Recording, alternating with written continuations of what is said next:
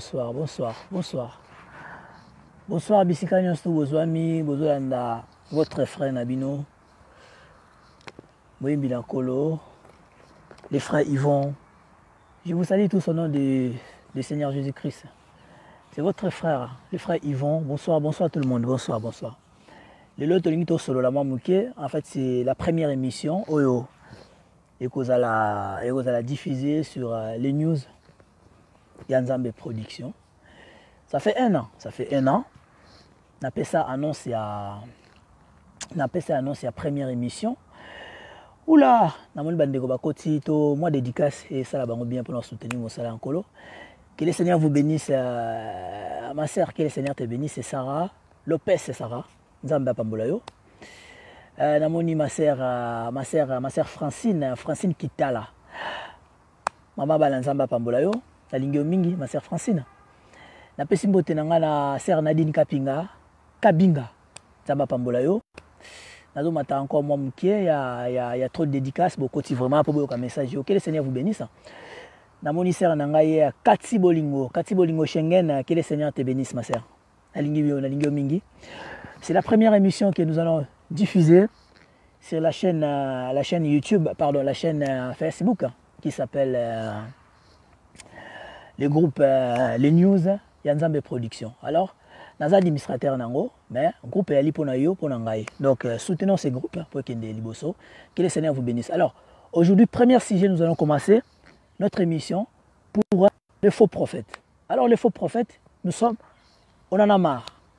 On en a marre parce que c'est total bien la Bible. Bible est le banabiso. Plusieurs faux prophètes, bah pour nous séduire, bah tout. Alors, bien aimé dans le Seigneur, tout la mouka, tout ça sous pongité à bébé. Oto là nango ba série mo boye. Oza na kata libala na yo. Olia mwasi na yo te. Olia bana na yo te. Prophète ayemba la moko. Il commence à te dire des prophéties. Surtout na zo beta 7 mingi na bande kolanga ya basi. Bolandanga boza très connecté. Sur tali Facebook nanga, j'ai tellement beaucoup de femmes dans kata Facebook nanga. Que le Seigneur vous bénisse pona linga rabino mingi. Je respecte beaucoup ma maman. Grâce à Bino, Tobotama. Ceux qui Bino te tonga Tobotamate. Donc la femme porte la semence au Nzamba Pessier et c'est Dieu qui donne la vie. Pardon, moi ça m'a mis imité. Je suis obligé à respecter Bino et à tous les respects que je vous dois, maman Nanga Bassi, soyons une femme sage, bâtit sa maison. Soyons une femme sage, bâtit sa maison. Mais il fallait que soyez. Mais donc aujourd'hui, il faut que là 6 jours trop. Trop. Comment un prophète, tu viens dans une famille pour dire des prophéties, tu portes un faux prophétie pour diviser la famille. Est-ce qu'un prophète, il est là pour rassembler la famille ou un prophète vient pour diviser la famille? C'est le contraire de la Bible. Ok. Makambo to komo mona. Yango kake loba men na Bible. Dans les derniers jours, na lobi teba prophète nyonstu, bolanda très bien mission o. Bo panzango, bo publiango. Makamanzambe komi tellement na façon moko boye. Ba prophète musu ba komo sala makamanzambe, c'est comme si ba gagner mbongo mo bona sima. C'est comme si ba rediviser ka ba famille ya batou. C'est comme si ba côté ça tellement trouble moi ya sakanate. Na fandaki na zuba ma solo tellement trop. Ya ba sœur oyo ba quoi tellement ba prophète ba diviser même ba couple na bango. Bientôt vous allez voir, bientôt il y aura une deuxième émission na kotanga même ba combat ba prophète wana. Na kotanga même ba combat ba prophète wana. Ils ont tellement divisé ba famille ba toko ndimate. Comment un prophète tu viens dans une famille? Au moins moi si na mbali ba na problème na bango. Toi tu viens, tu débarques comme ça dans un couple, il fallait porter la bonne nouvelle. Et bien directement toi tu commences à diviser la famille. Oh Moubala Landoki, oh Moubali Soki comme ça, oh moi c'est son Ndengenini. Mais qui t'a donné des prophéties comme ça? Est-ce que Outi Panzambe? Est-ce que Outi Panzambe? Bande Kolanga Yabasi, surtout, ba maman Moubale Limingi. Na Yoki, tellement ba masolo na bango mingi. Ba pesinga la bino. Il faut na solo na ba mama. Ba mama bo fungola miso. Bozwa temps yako yoka nzambe. Est-ce que makambo prophète alobi nanga eza solo pona salela ngo ou eza solo te? To tshama pose muke. Bandeko ba koye belayo. Bambisi pe bakumisi yo kolo. Poyete yonde yo sala kibango. Yango ba koye belayo. Bandeke ba koye belayo e. Bambisi pe bakumisi yo kolo. Poyete yonde yo sala kibango. Yango ba koye belayo. Ngai pe tikana yembela yo. Poete yonde yo salaki nga. Yo tindelaki ngai mobikisi e. Akufelaki ngai nekulusu. Pona bolingo na yo kolonanga. Nous continuons à dédicacer ma sœur Nathalie Chimbouyi. Que le Seigneur te bénisse. Mon frère Tandou Sebastiano Boris Tandou. Zababa Telayo. Oh mon frère Maître Mando, Maître Eric Mando. Que le Seigneur te bénisse. Nous continuons notre dédicace. Que le Seigneur te bénisse, apôtre Alain Dombas. Zamba Pambolayo, mon apôtre Dombas. Que le Seigneur te bénisse. Ma sœur Tania Amissi. Pas dédicace na Yangwana. Zamba Pambolayo, Nabosani Binote. Shalom, shalom, shalom, shalom, peuple de Dieu. Shalom. Frère, mon frère Patrick Lutonadio, que le Seigneur te bénisse. Oh, ma sœur Bianchou Dombas, ma cousine. Que le Seigneur te bénisse. Mon frère Vincent David, que le Seigneur te bénisse. Maître Mando, que le Seigneur te bénisse. Oh, double champion. Que le Seigneur te bénisse. Donc, Tozongeli. Bandeko, Nangai. To telema, bandeko, Nanga, ba maman, to telema. Comment un prophète a koki koya, a l'obanayo ba prophétie, et aujourd'hui, tu commences à croire dans ma cambonios, tout prophète à l'obinayo, que ça solo, et mososo comme même, comme ça, papa, mobali na katandako, ako koma, et loko pamba, et prophète, tu le remplaces comme un dieu, a komi ko commandé yo.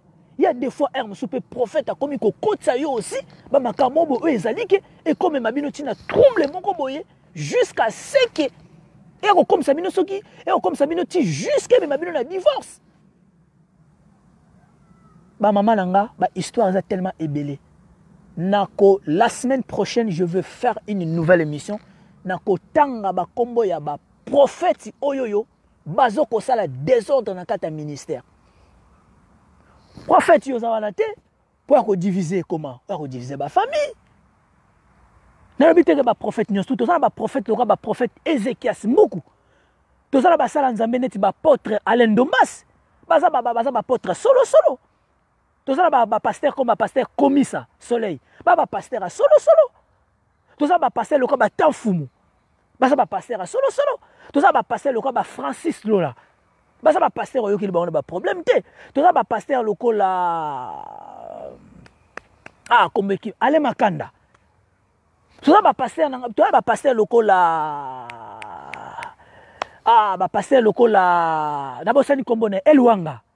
Baza pasteur à solo. Pourquoi tu as la makamboute? Ba maman, tout ça là très attention. Boba tela mabala na bino, boba tela ba couple na bino, boba tela bana na bino malam. Ba prophétie nyon surtout te o bazolo bana bino ba prophète ezaka ya solo. Yo moko oza prophète pour na vie na yo. Oza ka obligé yo kaka prophète te et prophète on peut-être ermsu aza bazana kin. Maman, linga nzambeko, que le Seigneur vous bénisse. Et sa première émission et ça kaka avertissement pour na ba prophète mais avertissement pe ba maman pour battre là quand même mabala na bino tant bo bandena papa pourquoi papa lia kiote so papa za yindoki pourquoi mobali no lia ote bosali 1 an. Pourquoi mobali no lia kiote bosali 2 ans. Pourquoi mobali no lia kiote 3 ans. Pourquoi mobali no lia kiote 4 ans. Et bon on kana 7 ans 8 ans 9 ans mobali no lia combien de pour no lia yo. Ah ba maman. To bongisa. Boyo ka suba prophétie nyons tout est. Lio ka mingi nzambe. To ka mingi nzambe. Jeûne de prière au cas so salé encore pendant 3 jours. Oya mon dimia solo maman, nzamba olobela yo. Mais ça ka obligé te que prophète au remplacer à comme nzambe. Et puis ma prophète ba comme impinique trop. Je vous le dis la vérité. Nako tanga ba kombo na bango. On est en 2019. Na ba ki première émission na nga na osala, titre nango ezala to bongisa pona mawanzambe. Et c'est ça la première émission yango esalami, et avertissement pona ba prophète bientôt. Je citerai leur nom quand on cite les news. Que le Seigneur vous bénisse. Balasima, ba komba ba prophète on est que bima. Ba prophète ba komi ben pidi qui a trop ko ndimate. Ba ça ba prophète news tout est, o ba comme ben pidi. Tout ça ba prophète ko ba prophète dans Nangola. Oyo ke likambute. Oyo ke likamundeni. Oyo ke likambute parce que tambola na e na ba nzambe. Mais ba prophète musuba ye, non, et comme les e-commerce. Ma sœur m'a dit que oh maintenant prophète m'a boyé na Facebook à se connecter à ses amis parce que place na vandi ba moustique ba soanga tellement ma colo donc je suis obligé vidéo am sona ningana tout ça. Donc ma sœur wana benginga abi mon frère na habité prophète wana lenga 1000 euros à senga comme ami après na yoka comme ko senga oh on peut démarrer histoire après ba démarrer histoire na sœur lobby bon ah mais non frère comment ma sœur, oh visa nanga bimi, na epsa ki oteke na ya poto visa nanga bimi, na la bezo ka mbongo pour la somba ticket. Ma sœur a eu 1000 euros à tinde la prophète wana. Prophète a tilelo azo a volté, tilelo azo avionté, tilelo a pe pototé. Comment un prophète tu viens pour escroquer, arnaquer une pauvre femme? Trop c'est trop. Nga tant que chantre. Non, na komi sikoyo, na lobela ba maman. Je crée cette émission. Titre nango zali to bongisa na mawanzambe na ndeni entre biso ba chrétien na ba sala nzambe. Trop c'est trop. Que le Seigneur vous bénisse. Mokili toko tambola ye baba jalou batondi ebele. Ndeko tika kofinga po mokili komi na suka e. Tala bato bakomi ko bomana. Mawana mitema ya bato esili. Nikolo ya mbongo e. La prochaine émission, na une photo ya ba prophète en haut. Na la sabino. So bo moni ba prophète ndengwana. So aux en église na e bima. C'est un faux prophète. So aux en église na e bima. Lelo na bombi ba kumbo. La prochaine émission, vous allez découvrir leur nom. Malé.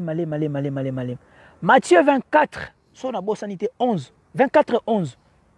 Bible lobby dans les derniers jours, bah ya ko séduire beaucoup de gens. Talaka mot séduction. Est-ce que mot séduction est bien? Pourquoi ba le batteur ba ya ko teya? Bible le biki ba ya ko séduire. Ko séduire zani. Ba maman la lingi bino mingi. Bo sala très attention na ba prophétie et bo sala très attention na ba faux prophète. Que le Seigneur vous bénisse. Vous partagez vidéo oyo pour première émission. Samba pambola bino na lingi bino tout. Bandego bo se connecter, na bandego bo se connecter te, bo landa autant que vous avez publié. Que le Seigneur vous bénisse, passez une très bonne soirée. À bientôt.